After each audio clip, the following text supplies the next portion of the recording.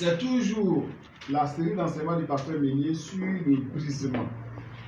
Il a dit qu'il allait nous enseigner sur le livre du frère Zach, le fondateur de la CNCI, sur le brisement.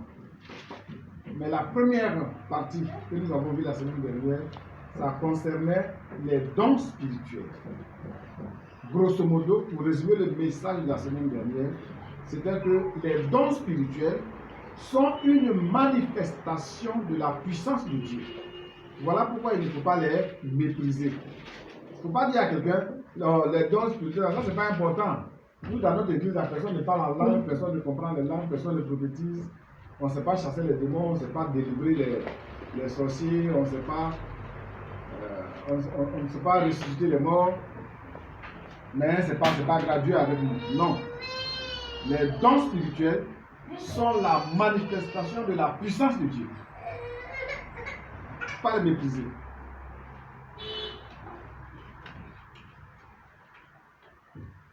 On peut encourager les gens à lire la Bible avec d'autres techniques. Il ne faut pas leur dire que non, les dons là, ce n'est rien pour lire la Bible seulement. On lit la Bible, on la comprend, on la met en pratique, mais les dons spirituels sont une manifestation de la puissance de Dieu. Si ce n'était pas important, Dieu n'allait pas nous les donner. Et si ce n'était pas important, Jésus lui-même n'allait pas délivrer les gens. Il n'allait pas ouvrir les yeux aux aveugles. Il n'allait pas ressusciter les morts.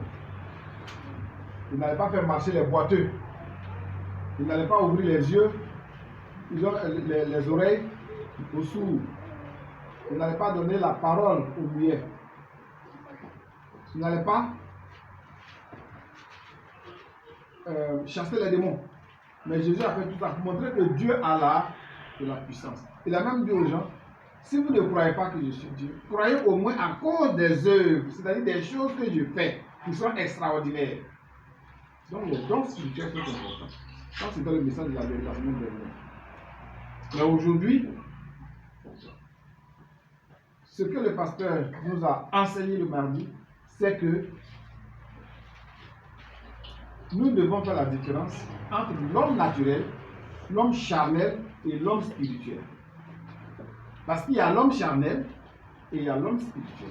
Maintenant, qu'est-ce qui fait la différence entre les deux? Et comment on fait pour devenir un homme spirituel?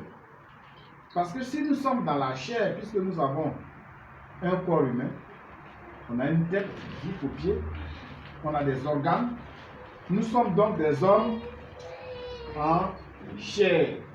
Nous sommes charnels. Tout homme est d'abord charnel.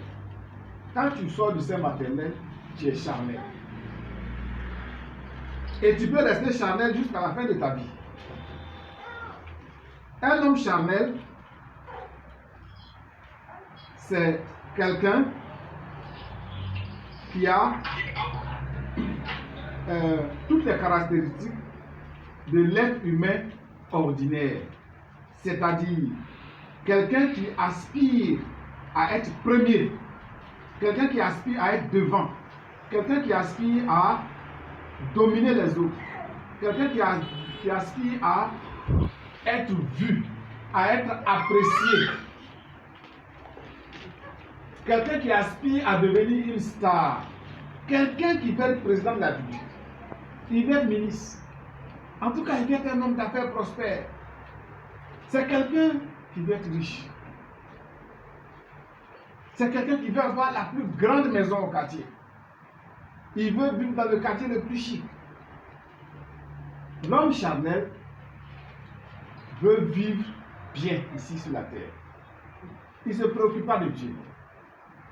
Il veut d'abord être riche. J'ai donné ici l'exemple d'un homme qui était employé de banque, qui voulait devenir grand. Et il est entré dans une secte. Et dans la secte, il a évolué. Il est passé de petit commis de banque à directeur d'une agence de sa banque. Et de là, il a progressé pour devenir directeur régional de toute sa banque. Mais, quel était le prix qu'il fallait payer? Il devait coucher avec une petite fille de moins de 12 ans. Et il allait coucher avec la fille de sa femme, la fille que sa femme a eue avec un autre homme avant de l'épouser, qui avait 10 ans. Il l'a violée pendant 3 mois pour avoir cette promotion. Et après, on lui a dit, bon, le contrat est arrivé à un certain niveau. Maintenant qu'il est directeur régional de sa femme, il faut qu'il passe à l'état supérieur. Il doit maintenant donner l'enfant. Et il a donné la vie de cet enfant à qui le diable a infligé un cancer du col de l'utérus à 10 ans. Et qu'elle est morte. Mais le fantôme de la petite fille l'a poursuivi jusqu'à ce qu'il avoue la vérité à sa femme. Elle pensait qu'il était un ange, qu'il était gentil. Quand sa fille fait mal, il a donné 5 millions pour la soigner. Alors que c'était lui-même le vrai problème. L'homme spirituel, l'homme charnel veut vivre comme ça. L'homme charnel veut devenir, s'il le faut, brouteur pour avoir l'argent. Il peut aller jusqu'en Mauritanie pour aller voir les plus grands marabouts. Pour avoir